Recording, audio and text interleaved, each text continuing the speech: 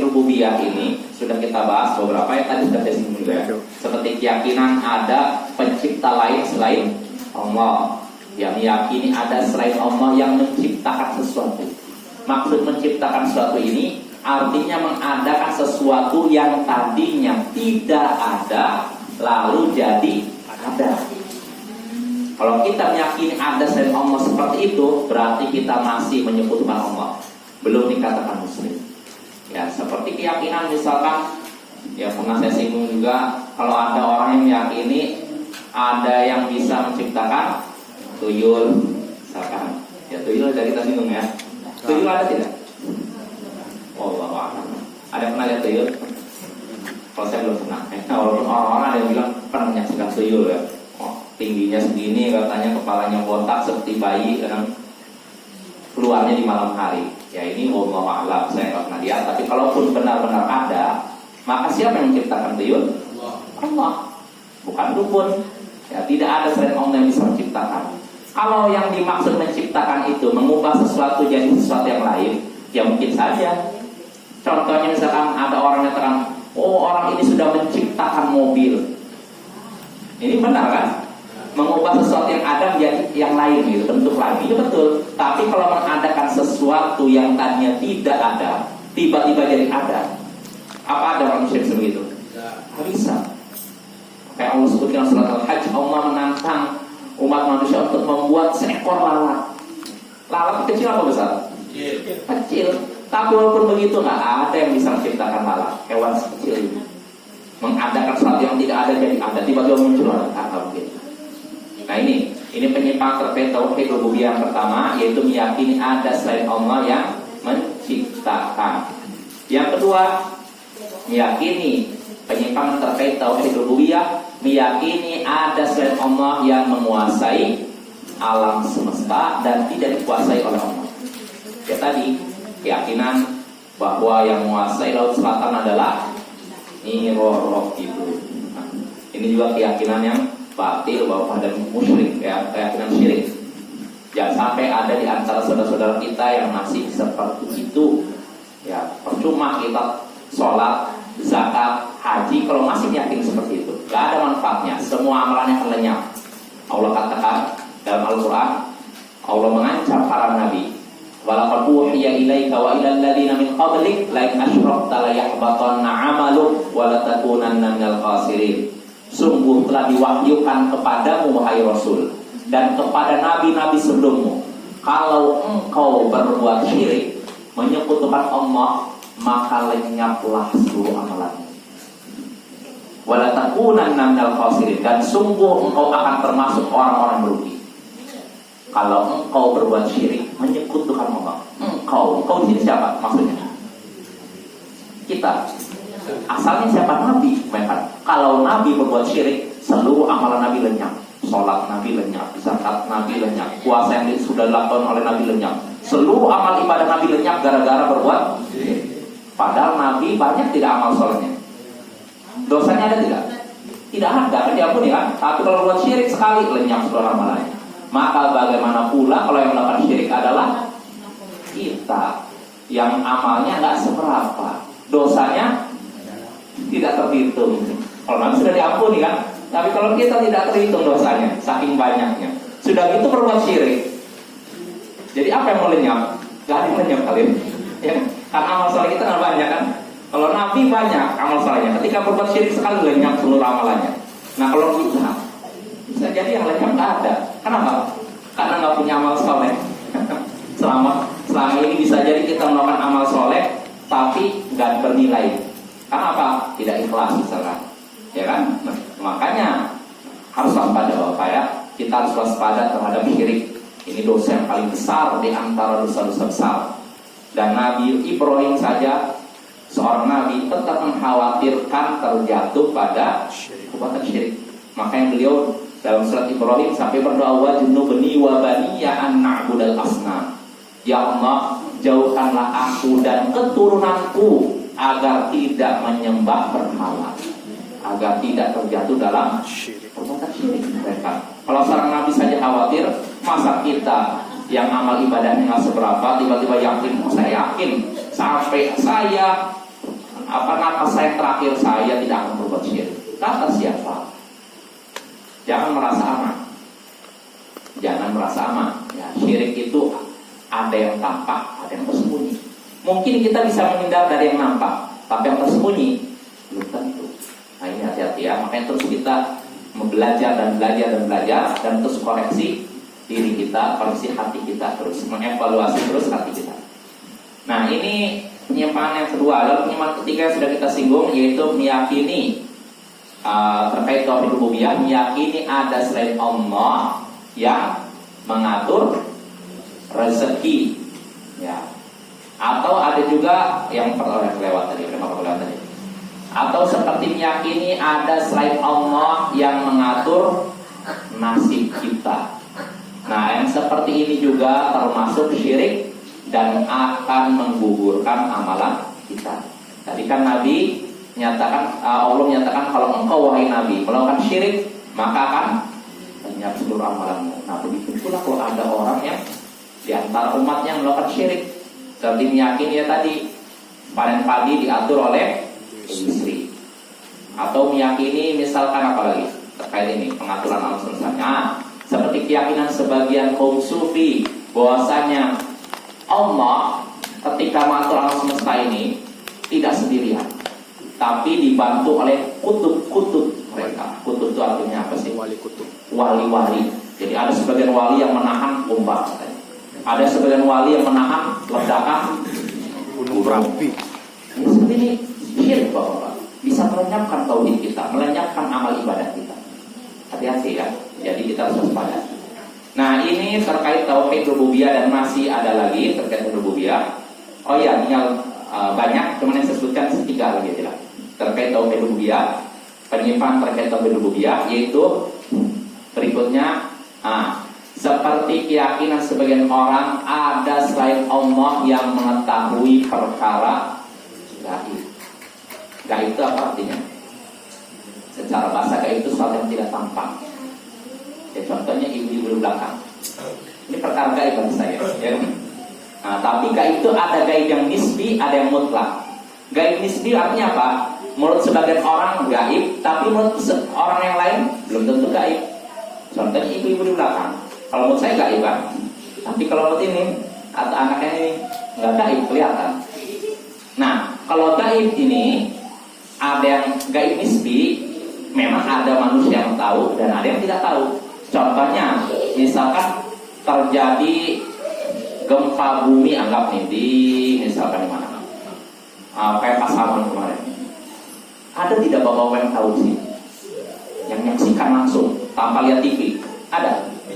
Ada gaib ya. Ini gaib, tapi ini tidak gaib mutlak, gaib nisbi. Artinya gaib bagi kita, tapi bagi masyarakat Pasaman, apakah itu gaib? Tidak. Ya. Jadi kalau bagi kita gaib, tapi kalau buat masyarakat Pasaman tidak gaib. Nah ini gaib yang nisbi, tapi ada yang namanya gaib mutlak. Artinya tidak ada satu orang pun yang tahu perkara tersebut. Contohnya apa? Tentang gaib yang mutlak ya, tidak diketahui oleh satu manusia pun, satu jin pun, malaikat sekalian itu juga tidak tahu. Contohnya apa? Kejadian hari kiamat. Kapan terjadi hari kiamat? Ada yang tahu? Ada yang tahu ya. Makanya Nabi ketika didatangi Jibril yang menyamar sebagai laki-laki yang berpenampilan rapi, rambutnya bersih, Nabi ditanya oleh Jibril, "Atadri apa? Akhbirni 'anis sa'ah." Kabarkanlah kepadaku wahai Muhammad kapan tentang hari kiamat. Kapan hari kiamat? Maka jawaban Nabi apa? Mal mas'ulu 'anha bi'a'lamu minas sa'il. Yang ditanya lebih tidak tahu daripada yang bertanya. Artinya apa? Sama-sama tidak tahu, bahkan saya lebih tidak tahu daripada kamu. Dan ternyata yang nanya ternyata Jibril di kemudian hari. Di berikutnya dikasih tahu oleh Nabi kepada para sahabatnya bahwa dia itu Jibril. Nah, Nabi ditanya tentang kapan hari kiamat, Nabi tidak tahu. Maka ini kenapa tidak tahu? Salah gaib. Perkara gaib.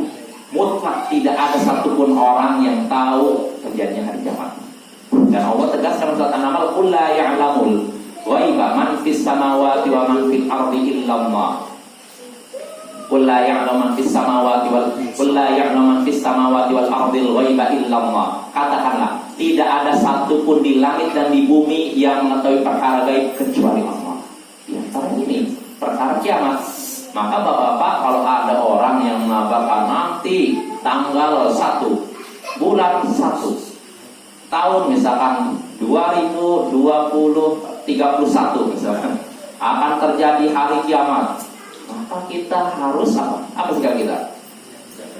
Ragu-ragu atau gimana? Oh, jangan iya terjadi. Kalau ada orang yang mengatakan itu, bagaimana sikap kita? Tolak. Langsung ingkari, bohong, pendusta, dajjal. Iya, karena nggak ada satupun orang yang tahu hari kiamat. Jangankan kita, Nabi saja tidak tahu. Maka bagaimana pula manusia biasa, apalagi ini orang ini dusta ya, orang nggak jelas ibadahnya, tiba-tiba mengabarkan terjadi hari kiamat. Ya seperti dulu kan pernah kan terjadi kan? 12. Iya, yang herannya sudah jelas-jelas dusta seperti itu. Sebagian kaum muslimin di Indonesia Percaya. Saya lihat sendiri di status dia di internet, seorang artis yang katanya masih muslim, tapi tiba-tiba dia ngomong gini ketika menyebut masalah itu, ya jangan kita ini juga, istilahnya gini, jangan kita anggap remeh juga ucapan orang itu.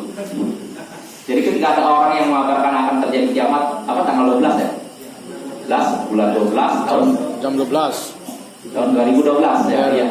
Jadi ada seorang artis muslim ketika ditanya apa pendapat Anda tentang ramalan itu, katanya, ya jangan kita anggap remeh juga. Artinya dia masih ragu. Harusnya kalau dia punya iman yang kuat, muslim, iman tauhid menancap di dada, dia pasti tidak dusta. Orang kayak gini. Dajjal artinya sangat banyak berdusta. Orang yang banyak berdusta, kalau istilah Arabnya dajjal. Ya, tapi kalau dajjal yang artinya makhluk yang banyak berdusta dan bisa memiliki kemampuan yang luar biasa, itu nanti di akhir zaman ya. Nah, jadi itu tidak ada yang mengetahui perkara gaib kecuali Allah. Ya, tidak ada satupun. Ya, gaib nisbi sebagian orang tidak tahu, sebagian orang tahu. Tapi kalau gaib mutlak tidak ada satupun yang tahu. Termasuk kejadian yang esok. Allah sebutkan dalam surat Luqman terakhir kan, wa ma tadri nafsun wa la tadri nafsun bi ayyi ardin tamut. Apa sebelumnya itu? Mada taksibu wada, sebelumnya itu tidak ada satupun orang yang tahu, satupun jiwa yang tahu apa yang akan dia kerjakan esok hari. Bapak-bapak tahu besok hari mau melakukan apa? Tahu? Kalau merencanakan tahu kan? Oh, saya merencanakan besok mau pergi mancing di laut. Merencanakan. Tapi kalau besoknya benar-benar dilakukan, bisa dipastikan? Tidak. Ada. Makanya ya mungkin kita bisa insya Allah, kita nggak bisa memastikan ya. Kalau ada orang bisa memastikan, sekali lagi dia dusta dan dia sudah menyekutukan Allah dalam masalah rububiyah, menyimpang dari tauhid rububiyah. Nah, dari sini juga kita harus mendustakan kalau ada orang yang meyakini besok akan terjadi begini-begini. Makanya Bapak, bagaimana dengan ini perkiraan cuaca? Perkiraan atau perkiraan cuaca. Gimana nih? Katanya nanti turun hujan jam segini. Gimana nih? Jadi tahu kejadian esok istilahnya. Tidak, perkiraan. Namanya juga perkiraan, bukan pemastian ya kan? Karena apa yang diperkirakan belum tentu terjadi kan? Betul tidak? Kadang ada diperkirakan besok cerah, ternyata hujan lebat. Diperkirakan besok terjadi hujan lebat badai di sini, ternyata cerah. Namanya juga perkiraan, bukan pemastian. Kalau berani memastikan, kafir. Kalau ada orang memastikan, saya yakin besok jam 1 pas turun hujan, kafir. Dia sudah menandingi Allah, meyakini ada Allah yang mengetahui perkara gaib, yang mengatur turunnya hujan. Nah, yang seperti ini harus kita dustakan. Termasuk fenomena yang muncul akhir-akhir ini, yaitu fenomena awam. Ya, kita sedih, kita di negara mayoritas muslim tapi masih ada yang percaya. Nah, inilah menunjukkan dakwah harus terus digencarkan, terutama masalah tauhid. Ya, nah, tauhid ini perlu digencarkan ya. Di negara mayoritas muslim masih ada seperti ini, menunjukkan dakwah tauhid belum menyebar ke mana-mana. Mungkin masih segelintir orang saja. Ya, cuma cuma di beberapa daerah saja tapi tidak. Kalaupun di satu daerah menyebar, tetap saja kadang ada 1, 2, 3 orang yang masih berbuat syirik. Ya tidak? Ya. Jangankan di negara Indonesia, di Arab Saudi, negara tauhid.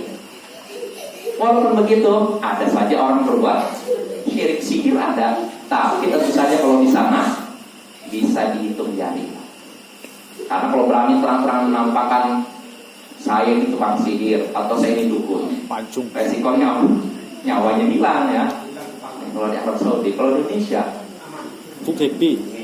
hasbunallah wa ni'mal wakil. Inilah fenomena menyedihkan di negeri kita. Gerhana matahari, gerhana bulan itu kan sudah dipastikan hari sekian tanggal sekian. Wah, harus dipastikan.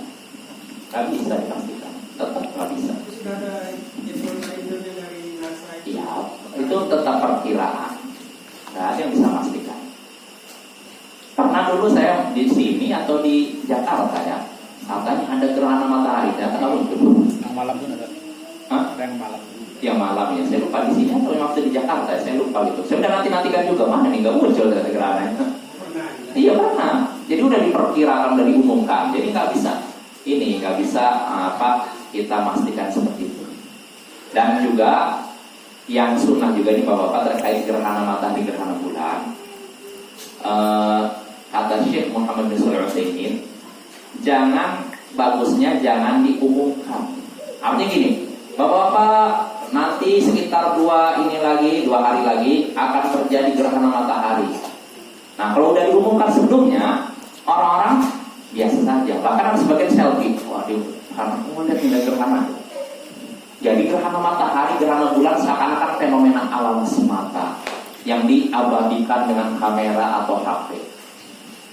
Tapi kalau tidak diumumkan, tiba-tiba orang lagi santai ini, kenapa ini matahari gelap? Ayo kita sholat gerhana. Nah, itu ada rasa Khawatir. takut. Makanya Nabi Sallallahu Alaihi Wasallam ketika terjadi gerhana matahari bukan selfie, tapi karena nggak ada HP. Nabi tidak sama-sama gimana yuk kita nonton. Nah, beliau ketakutan. Beliau langsung mengumpulkan orang-orang ke masjid lalu melaksanakan Sholat. gerhana. Kenapa? Karena khawatir umat terdahulu ketika terjadi gerhana, mereka mengira oh ini biasa saja. Ternyata di balik itu turunlah Azab. bencana alam, turunlah siksa Allah.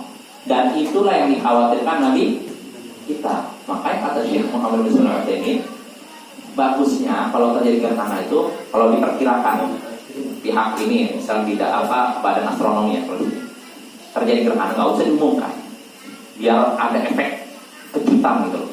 Dan itu lebih mendorong kita untuk takut kepada Allah. Tapi kalau diumumkan itu keumuman masyarakat, oh tenang, nanti ini ya kita siap-siap mandi dulu, nyantai dulu. Ya itu kalau sekarang kalau bawa HP itu gimana di foto, setelah itu selfie, gimana? Akhirnya hikmah terjadi gerhana tidak nampak. Padahal Nabi SAW menyebutkan ketika terjadi gerhana, beliau kan khutbah. Kata Nabi SAW, Inna syamsa wal qamar ayatun min ayatillah la yansukhasifa li mauti ahadin. Sesungguhnya bulan dan matahari dan bulan adalah tanda, salah satu tanda-tanda kuasa Allah, yukhawwifullahu bihi ibadah, yang Allah gunakan untuk menakuti hamba-hambanya. La yankhasifa li mauti ahadin. Gerhana matahari tidak, matahari dan bulan tidak mengalami gerhana karena kematian seseorang atau kelahiran. Jadi nggak ada hubungannya dengan kematian seseorang atau lahirnya seseorang. Nah, Nabi nyatakan itu tanda-tanda kuasa Allah yang Allah gunakan untuk apa?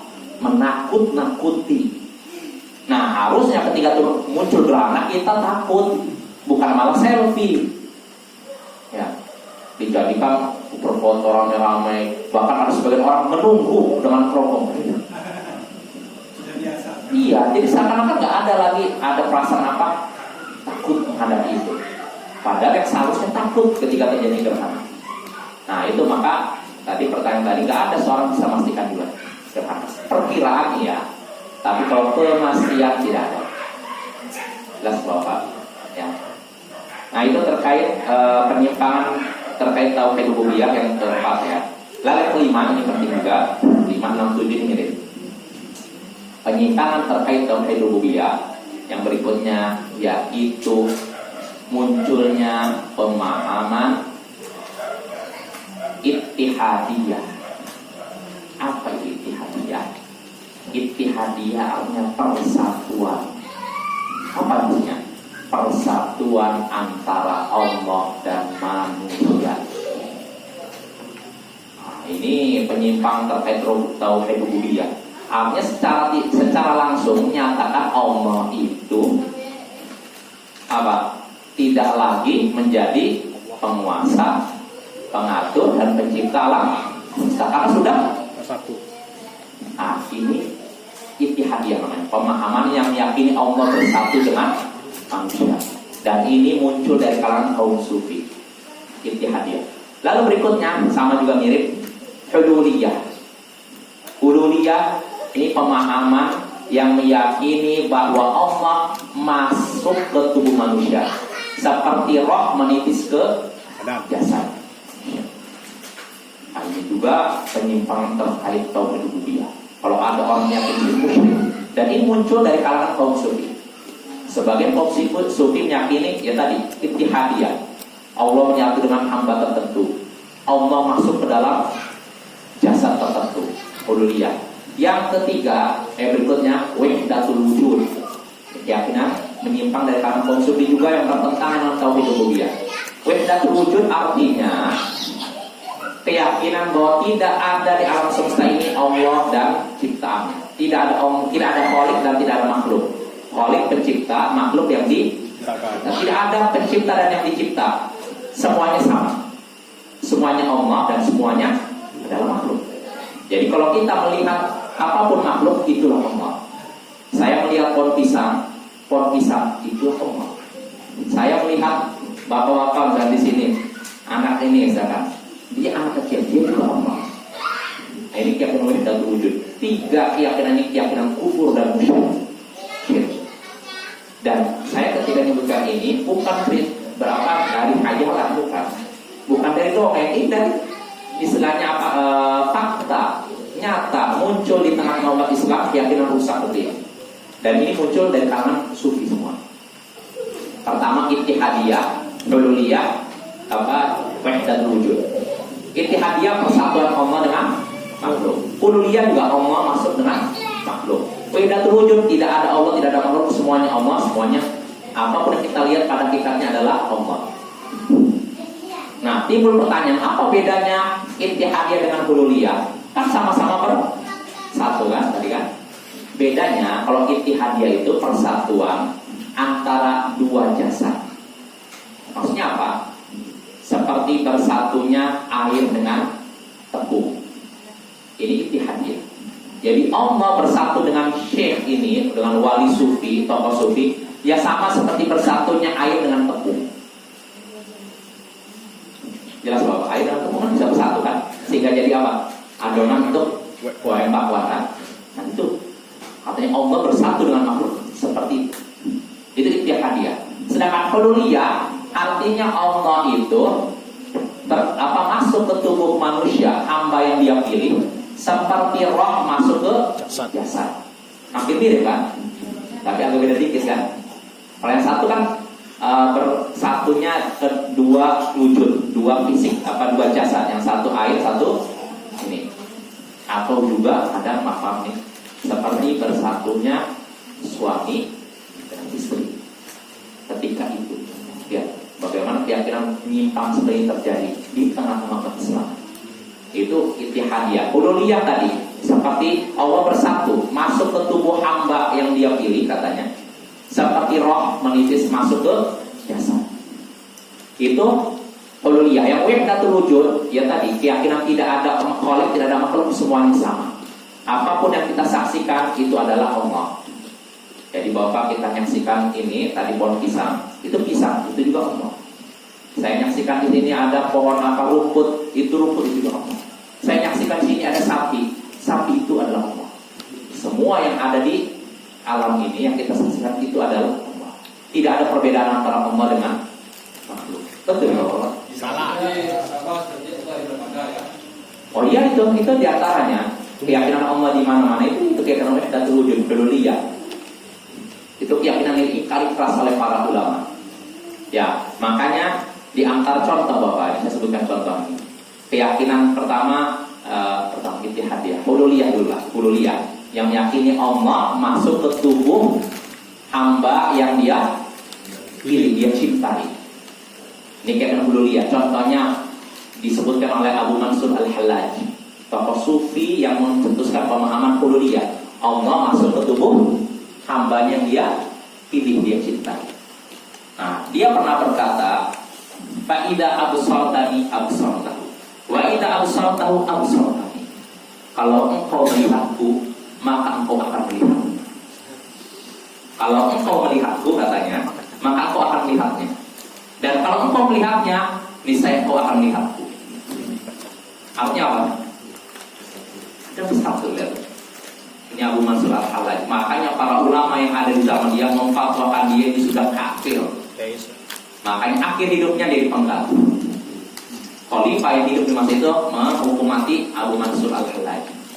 Gara-gara keyakinan hululiyah, Allah masuk ke tubuh hambanya yang dia pilih dan dia cintai, dia istimewa.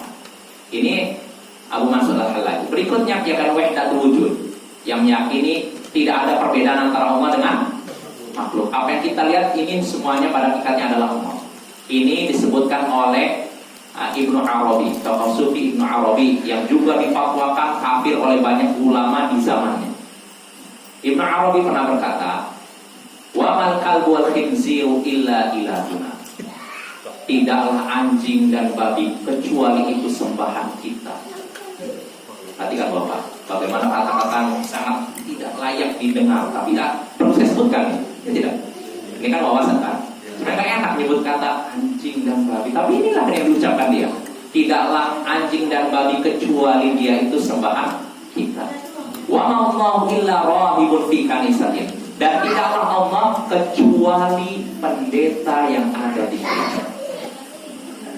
Jadi pada hakikatnya apa yang kita lihat itu adalah Allah. Kalau kita nyaksikan ada anjing, itu Allah. Jadi nggak ada perbedaan antara anjing dan Allah. Kita nyaksikan babi, itu adalah Allah. Kita nyaksikan makam pendeta di gereja itu adalah Allah. Ini keyakinan wahdatul wujud, dan keyakinan inilah yang diingkari keras oleh para ulama ketika muncul pemahaman tersebut.